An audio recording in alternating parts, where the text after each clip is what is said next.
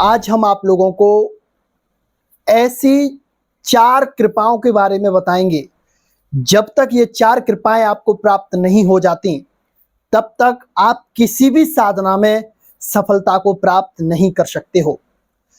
इन चारों कृपाओं में जो सबसे मूल है, जो सबकी आधारशिला है, और उसके बगैर ये तीनों कृपाएं अधूरी हो जाती हैं, आज उस बात के बारे में भी आपको बताएंगे।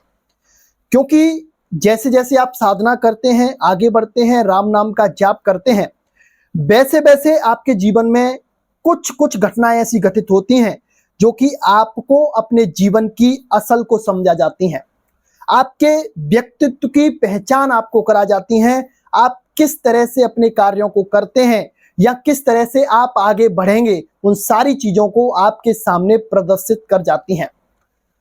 तो अपने आप को बनाने के लिए, अपने आप को राम नाम को समर्पित करने के लिए आपको इन 4 कृपाओं की आवश्यकता होगी ही होगी।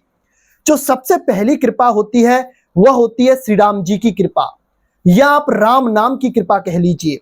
जब तक श्री राम जी की कृपा नहीं होगी, राम नाम की कृपा नहीं होगी, तब तक आप राम नाम का जाप नहीं कर सकते हैं।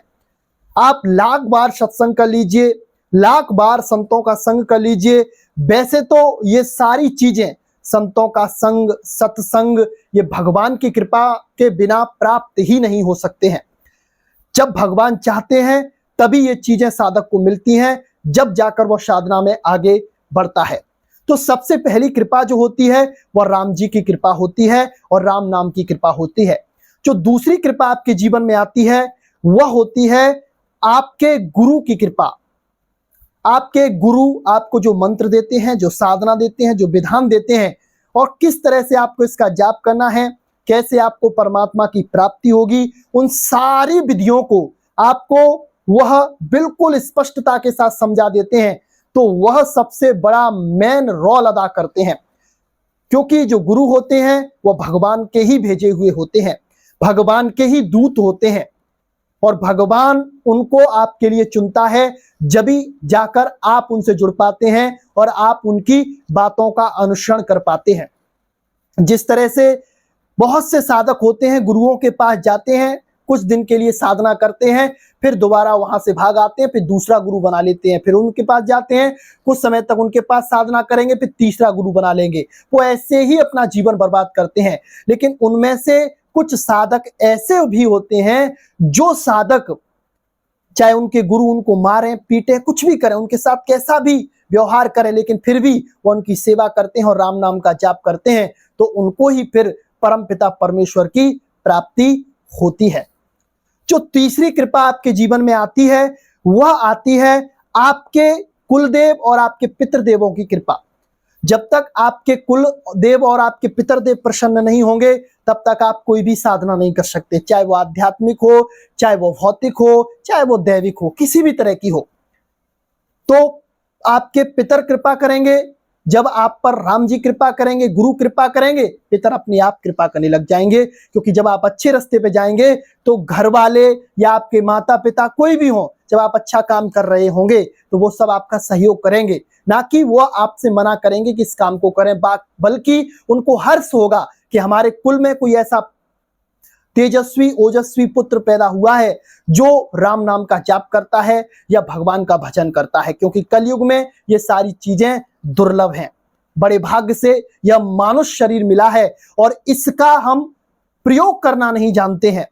इसे ऐसे ही गंवा देते हैं पूरे जीवन को, इधर उधर की बातों में, दूसरों के नोक झोंक में, दूसरों की बुराइयों में, निंदा स्तुति में, तो आपको कुछ भी प्राप्त होने वाला नहीं है।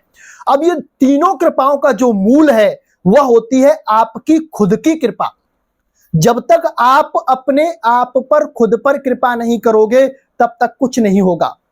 राम जी की कृपा हो जाएगी, गुरु जी मंत्र दे देंगे, पितर आपको रास्ता दिखाएंगे, लेकिन आप जाप नहीं करोगे, साधना नहीं करोगे, नियम संयम से नहीं चलोगे, जो जाप की नीड्स हैं उनको आप पूरा नहीं करोगे, तो वो सारी जो कृपाएं हैं, जो तीनों कृपाएं हैं, बिल्कुल ही किसी काम की नहीं है, जब तक आप अपने आप पर कृपा नहीं करोगे। तो इसी तरह से आपके जीवन में होता है। जिस तरह से आप भोजन ग्रहण कर रहे हैं, भोजन में बहुत ज्यादा स्वाद आ रहा है लेकिन भोजन आपका पच नहीं रहा है, तो आप भोजन खा तो लोगे, एक बार खा लोगे, दो बार खा लोगे, फिर पेट खराब हो जाएगा, कोई ना कोई बीमारी बन जाएगी और फिर वो बीमारी आपकी मृत्यु का कारण भी बन सकती है। इसी तरह से जब आप पे गुरु कृपा कर देंगे, राम जी कृपा कर देंगे, आपके कुलदेव, आपके पितरदेव कृपा कर देंगे, लेकिन आप खुद पर कृपा नहीं करोगे, आप अपनी दिनचर्या नहीं बनाओगे, आप अपने जीवन को नहीं बदलोगे, आप अपनी रहन सहन को नहीं बदलोगे, आप अपने वातावरण को नहीं बदलोगे, तब तक आपके जीवन में कोई भी परिवर्तन नहीं आएगा। अगर जीवन में परिवर्तन चाहिए तो भजन से जुड़िए और खुद पर कृपा करिए। दूसरों को बदलोगे कुछ नहीं मिलेगा, क्योंकि ये दुनिया है जाने कब से चली आ रही है। भगवान ने दुनिया बनाई है, भगवान ने दुनिया को बदलने की कोशिश भी करी लेकिन ये नहीं बदली। वो चाहते तो कर सकते थे लेकिन फिर भी ये दुनिया अपने अपने रास्ते पे, अपने अपने कार्यों पर चलती रही, तो फिर हम और आप किस खेत की मूली हैं। तो आप अपने आप पे कृपा करिए, खुद कृपा करिए, तो राम कृपा, गुरु कृपा और आपके पितरों की और कुलदेव की कृपा प्राप्त होगी और आपकी साधना सफल होगी और आपका राम नाम सिद्धि को प्राप्त होगा और आपके जीवन को बदल देगा। तो आज के लिए बस इतना ही। जय श्री राम।